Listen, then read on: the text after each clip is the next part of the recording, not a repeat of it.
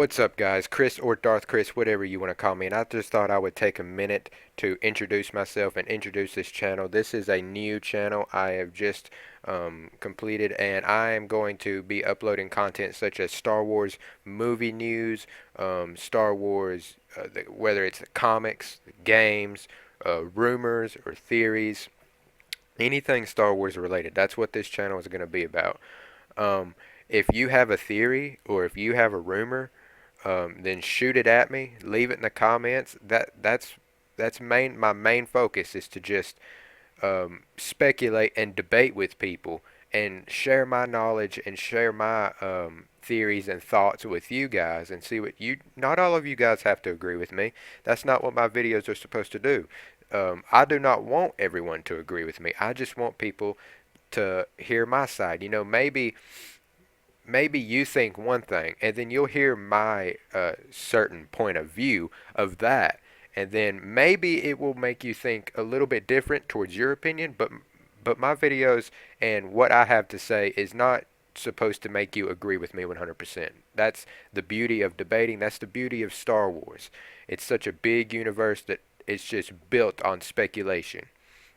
But with that being said, I figured I would jump straight in and give you my Rogue One, or excuse me, Star Wars, Rogue One, a Star Wars story. I don't even know what I'm saying. I'm just so used to saying Star Wars first, and then that title. I'm sorry. As long as I live, I will always call it Rogue One, a Star Wars story. But back to what I was saying. I am not going to spoiler anything. I'm This is a non-spoiler review. Do not worry, I'm not going to say much.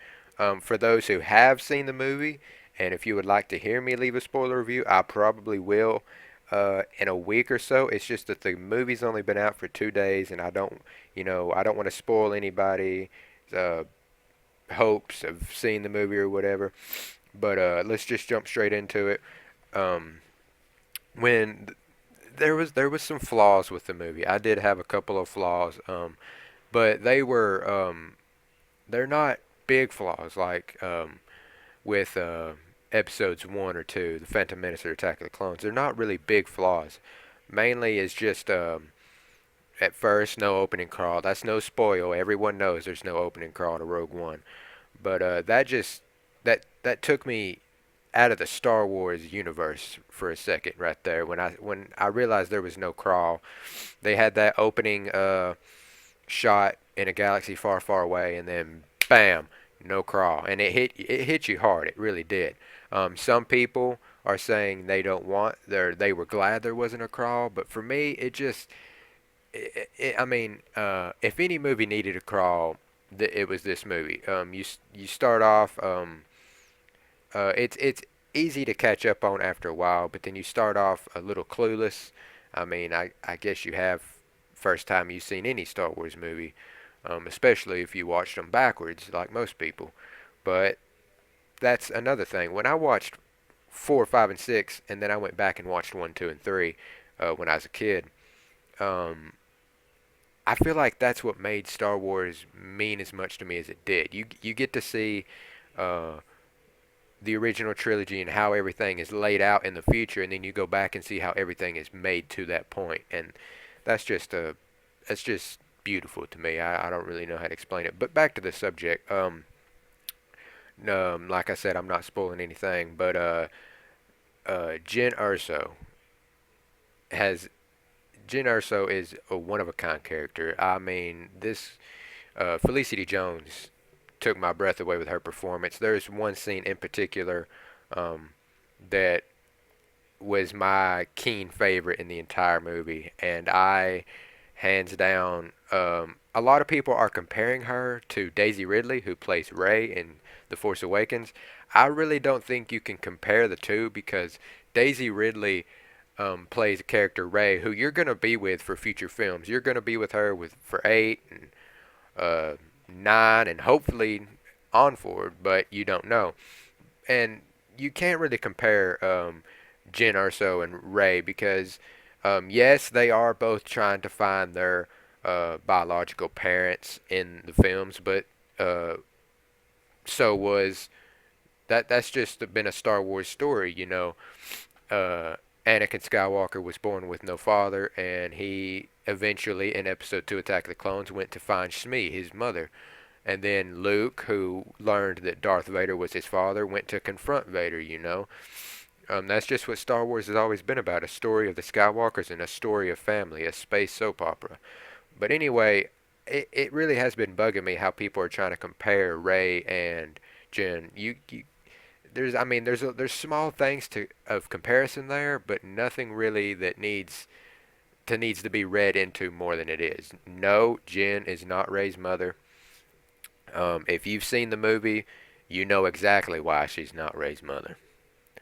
But other than that, Rogue One it's easily top five favorite Star Wars movies. And when I was laying there last night, I was laying there and I was talking to my brother. Um, it really is difficult to wrap your head around. There are 8 Star Wars movies, but Episode eight's coming out next year. That just I don't know. That's just it's hard. It's hard for me to wrap that around my head. I remember when I was a kid, there wasn't but 4 Star Wars movies at the time, and now there's 8, about to be 9, and it's just beautiful what Star Wars can do, what the movies and cinematically they have accomplished over the past uh, 39, nearly 40 years. But other than that, Rogue One, top 5 of my favorite films. Jyn Erso killed it, or Felicity Jones killed it. Donnie Yen, easily my favorite character in Rogue One. Easily, Donnie Yen. I'm not going to spoil anything there. But I will say this, and it's no spoil. Everyone knows Darth Vader is in the movie. Um, they use him sparingly. There all right, at the most 3 scenes with Vader. I believe, give or take 1 or 2. But they use him sparingly and they use him wise. They use Darth Vader precisely perfect. They could not. If they used him less, it would have aggravated me. If they'd have used him more, I wouldn't complain, but it wasn't needed. But Darth Vader is a very key part to this movie. Was he absolutely needed in the movie? My opinion, yes. Um, but if you have seen Rogue One and you're listening to me right now, then you know that last scene. The third act of that movie, everything was uh, piled up together. Everything, it's almost like everything happened so fast. And you think it was about to be over. And this is for all you who have seen the movie. You think it's all about to be over, the little war that they're going through right there, and then that scene. For all you people who have not seen Rogue One, if you do not know what I'm talking about, believe me when I say, now this is my opinion, so don't quote me on this, but this is by far the best Darth Vader scene that I've ever laid my eyes on. It is the Darth Vader that we've always needed and we've always wanted. But anyway, guys, I'm going to wrap the video up here. I hope you did enjoy, and comment down below your thoughts on Rogue One, and comment down below what you want to see a video on from me in the future. And I will not ignore you. I'll read all of my comments. I always do. And if you could, please smash the subscribe button. That would mean a lot to me, and I hope you do have a great rest of your day. Peace out.